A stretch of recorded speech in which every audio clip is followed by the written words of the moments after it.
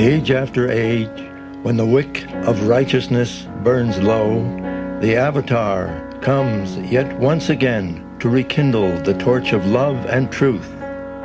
Age after age, amidst the clamor of disruptions, wars, fear, and chaos, rings the Avatar's call, "Come all unto me."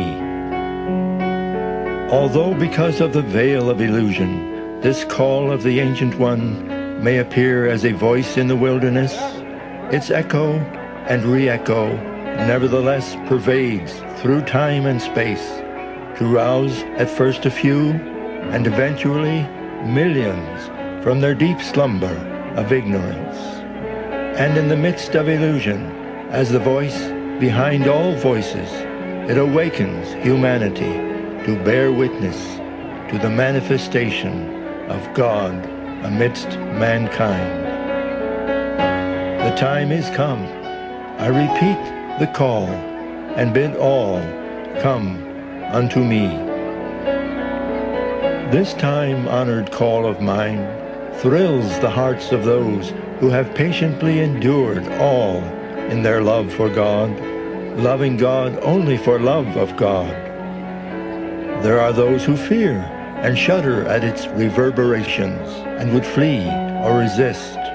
And there are yet others who, baffled, fail to understand why the highest of the high, who is all-sufficient, need necessarily give this call to humanity. Irrespective of doubts and convictions, and for the infinite love I bear for one and all, I continue to come as the Avatar, to be judged time and again by humanity in its ignorance, in order to help man distinguish the real from the false. Invariably muffled in the cloak of the infinitely true humility of the Ancient One, the divine call is at first little heeded, until in its infinite strength it spreads in volume to reverberate and keep on reverberating in countless hearts as the voice of reality. Strength begets humility, whereas modesty bespeaks weakness. Only he who is truly great can be really humble. When, in the firm knowledge of it, a man admits his true greatness, it is in itself an expression of humility. He accepts his greatness as most natural and is expressing merely what he is, just as a man would not hesitate to admit to himself and others the fact of his being man. For a truly great man who knows himself to be truly great, to deny his greatness would be to belittle what he indubitably is. For whereas modesty is the basis of guise, true greatness is free from camouflage. On the other hand, when a man expresses a greatness he knows or feels he does not possess, he is the greatest hypocrite. Honest is the man who is not great, and knowing and feeling this, firmly and frankly states that he is not great. There are more than a few who are not great, yet assume a humility in the genuine belief of their own worth.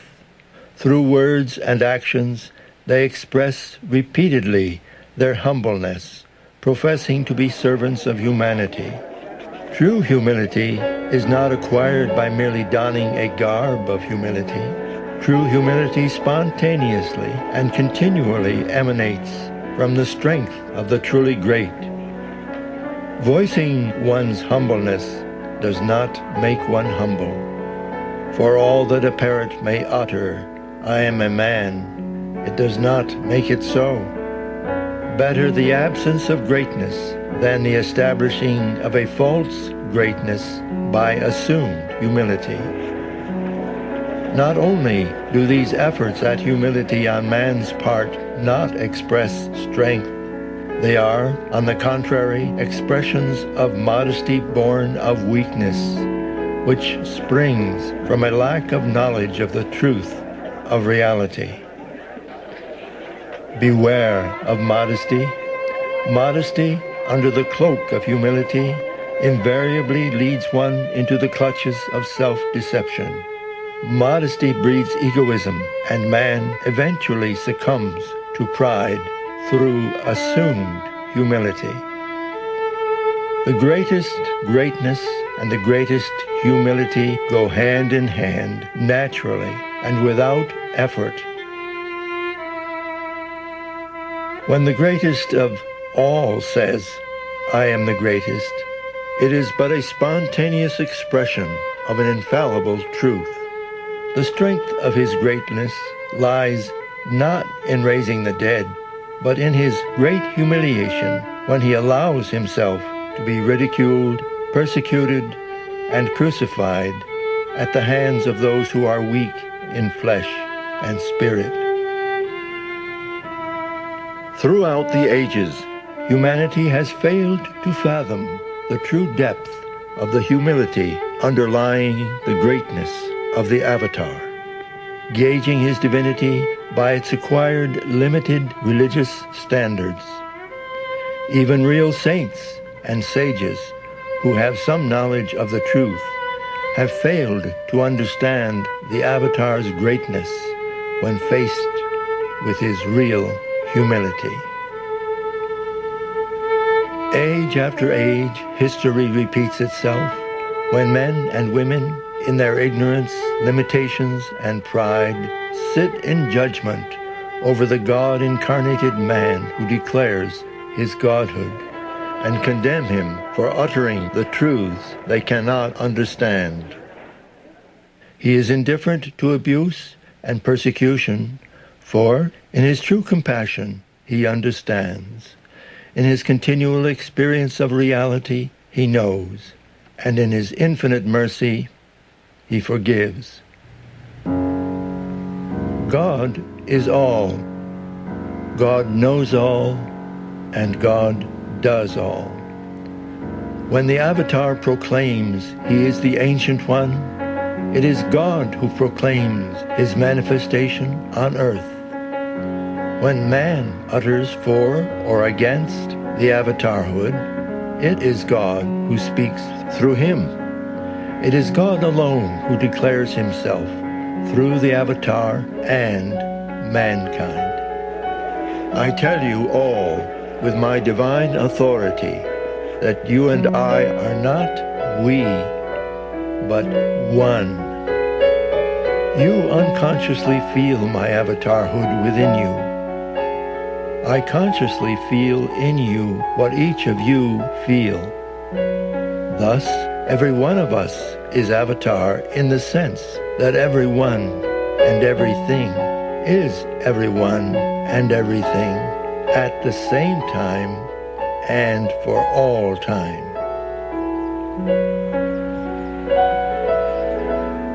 There is nothing but God. He is the only reality, and we all are one in the indivisible oneness of this absolute reality.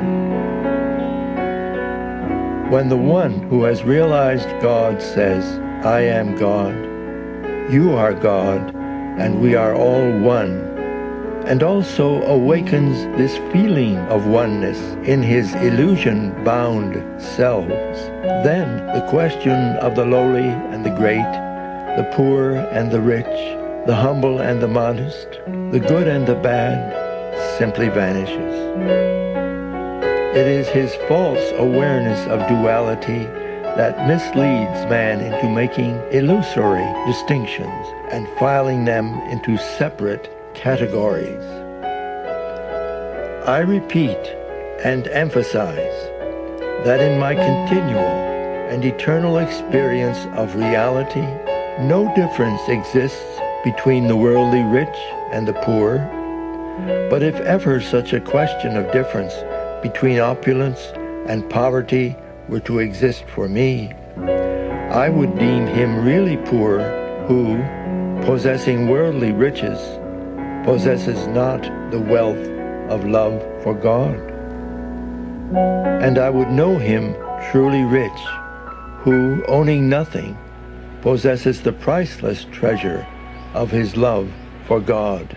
His is the poverty that kings could envy, and that makes even the King of Kings his slave. Know, therefore, that in the eyes of God, the only difference between the rich and the poor is not of wealth and poverty, but in the degrees of intensity and sincerity in the longing for God. Love for God alone can annihilate the falsity of the limited ego, the basis of life ephemeral. It alone can make one realize the reality of one's unlimited ego, the basis of eternal existence.